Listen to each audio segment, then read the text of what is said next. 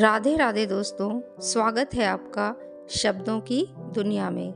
आज लेकर आई हूँ आपके लिए श्री रामधारी सिंह दिनकर जी का लिखा हुआ यात्रा वृतांत, हिंद महासागर में छोटा सा हिंदुस्तान।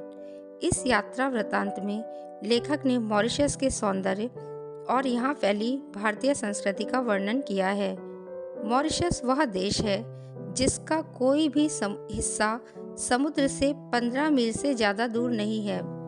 मॉरिशस वह देश है जहाँ की जनसंख्या के 67% लोग भारतीय मूल के हैं। मॉरिशस वह देश है जिसकी राजधानी पोर्ट लुई की गलियों के नाम कोलकाता, चेन्नई, हैदराबाद, मुंबई हैं तथा जिसके एक पूरे मोहल्ले का नाम काशी है। मॉरिशस वह देश है जहाँ बनारस भी है, गोकुल भी है और ब्रह्मस्थान भी।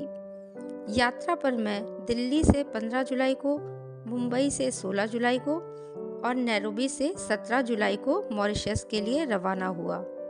इधर से जाते समय नैरोबी की दुनिया में मुझे 1 रात और 2 दिन ठहरने का मौका मिला। इसीलिए मन में यह लोभ जग गया कि मॉरिशस के भारतीयों और अफ्रीकियों से मिलने के पहले हमें अफ्रीका के शेरों से मुलाकात कर लेनी चाहिए। विमान दूसरे दिन शाम को मिलने वाला था। इसीलिए हम जिस दिन नैरोबी पहुंचे उसी दिन उच्चायुक्त श्री भाटिया के साथ नेशनल पार्क में घूमने को निकल गए। नैरोबी का नेशनल पार्क चिड़ियाघर नहीं है। शहर से बाहर बहुत बड़ा जंगल है जिसमें घास अधिक, पेड़ बहुत कम है। लेकिन जंगल में सर्वत्र अच्छी सड़कें बिछी हुई हैं और पर्यटकों की गाड़ियां उन पर दौड़ती ही रहती हैं। हमारी गाड़ी को भी काफ़ी देर तक दौड़ना पड़ा, मगर सिंह कहीं दिखाई नहीं पड़े। दूरी तय करने के बाद, या यूँ कहिए कि 10-20 मील के भीतर हर सड़क छान लेने के बाद हम उस जगह जा पहुँचे जहाँ सिंह उस दिन आराम कर रहे थे। वहाँ जो कुछ देखा वह जन्म भर कभी नहीं भूलेगा। कोई 7-8 सिंह लेटे या सोए हुए थे और उन्हें घेरकर 8-10 मोटरें खड़ी थी। तुर्रा यह कि सिंहों को यह जानने की कोई इच्छा ही नहीं थी कि हमें देखने को आने वाले लोग कौन हैं। मोटरों में शीशे चढ़ाकर उनके भीतर बैठे लोगों की ओर सिंहों ने कभी दृष्टिपात नहीं किया, मानो हम लोग तुच्छ हों और उनकी एक नज़र में आने के योग्य बिल्कुल नहीं हो। हम लोग वहाँ आधा घंटा ठहरे होंगे। इस बीच एक सिंह ने उठकर जम्भाई ली, दूसरे ने देह को ताना, तीसरे ने सोई हुई सिंघनियों की देह चाटी, मगर हमारी ओर किसी भी सिंह ने नज़र नहीं उठाई। हम लोग पेड़ पौधे और खरपात से भी बदतर समझे गए। इतने में कोई मील भर की दूरी पर हिरणों का एक झुंड दिखाई पड़ा, जिनके बीच एक जिराफ खड़ा था। अब 2 जवान सिंह उठे और 2 और चल दिए। एक तो थोड़ा सा आगे बढ़कर एक जगह बैठ गया, लेकिन दूसरा घास के बीच छिपता हुआ मोर्चे पर आगे बढ़ने लगा। हिरणों के झुंड ने ताड़ लिया कि उन पर सिंहों की नज़र पड़ रही है, इसीलिए वे चरना भूलकर चौकन्ने हो उठे। फिर ऐसा हुआ कि झुंड से छूटकर कुछ हिरन एक तरफ को भाग निकले, मगर बाकी जहाँ के तहाँ खड़े रहे।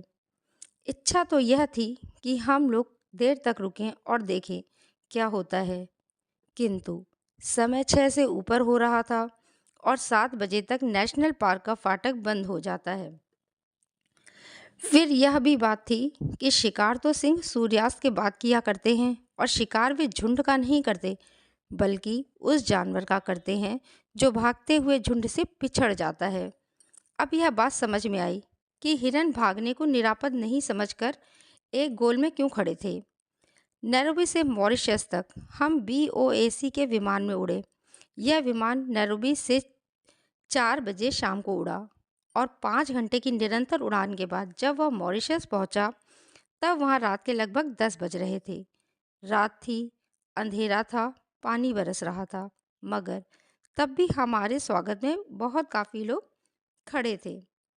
हवाई अड्डे के स्वागत का समा देखकर यह भाव जगे बिना नहीं रहा कि हम जहाँ आए हैं वह छोटे पैमाने पर भारत ही है। चूँकि मॉरिशस में भारतीयों में से अधिकांश बिहार और उत्तर प्रदेश के लोग हैं, इसीलिए हिंदी का मॉरिशस में व्यापक प्रचार है।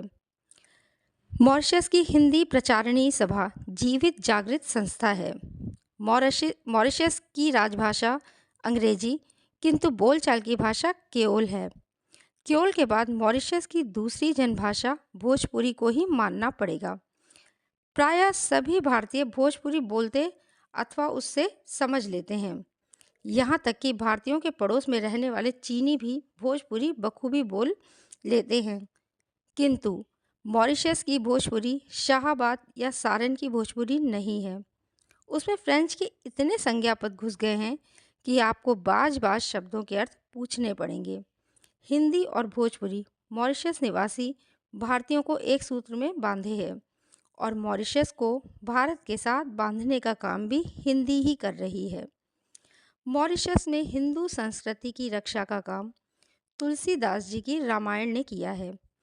मॉरिशस में ईख की खेती और उसके व्यवसाय को जो सफलता मिली है, वह भारतीय वंश के लोगों के कारण मिली है। सारा मॉरिशस कृषि प्रधान द्वीप है, क्योंकि चीनी वहाँ का प्रमुख अथवा एकमात्र उद्योग है। भारत में बैठे बैठे हम यह समझ नहीं पाते कि भारतीय संस्कृति कितनी प्राणवती और चिरायु है। मॉरिशस जाकर हम अपनी संस्कृति की प्राणवत्ता का ज्ञान आसानी से प्राप्त कर लेते हैं। मालिकों की इच्छा तो यही थी कि भारतीय लोग भी क्रिस्तान हो जाएं, किंतु भारतीयों ने अत्याचार तो सहे लेकिन प्रलोभनों को ठुकरा दिया। वे अपने धर्म पर डटे रहे और जिस द्वीप में परिस्थितियों ने उन्हें भेज दिया था, उस द्वीप को उन्होंने छोटा सा हिंदुस्तान बना डाला।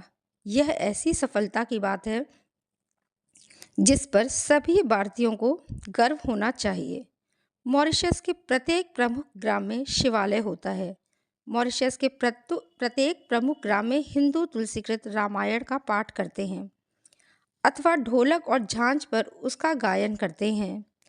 मॉरिशस के मंदिरों और शिवालयों को मैंने अत्यंत स्वच्छ और सुरम्य पाया।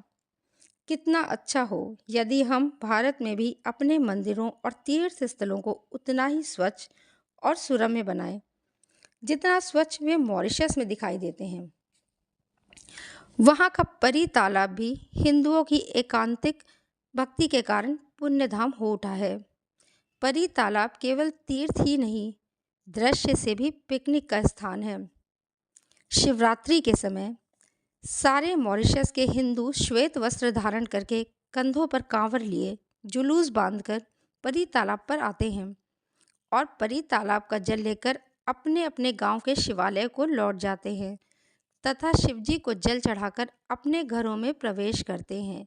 ये सारे काम वे बड़ी ही भक्ति भावना और पवित्रता से करते हैं। सभी वयस्क लोग उस दिन उजली धोती, उजली कमीज, उजली गांधी टोपी पहनते हैं। हाँ, बच्चे हाफ पैंट पहन सकते हैं, लेकिन गांधी टोपी उस दिन उन्हें भी पहननी पड़ती है। परी तालाब पर चलने वाला यह मेला मॉरिशस के प्रमुख आकर्षणों में से एक है और उसे देखने को अन्य धर्मों के लोग भी काफ़ी संख्या में आते हैं। यह यात्रा वृतांत रामधारी सिंह दिनकर जी द्वारा लिखा गया है। आशा है आपको पसंद आया होगा और साथ ही साथ गर्व की अनुभूति भी हुई होगी। राधे राधे।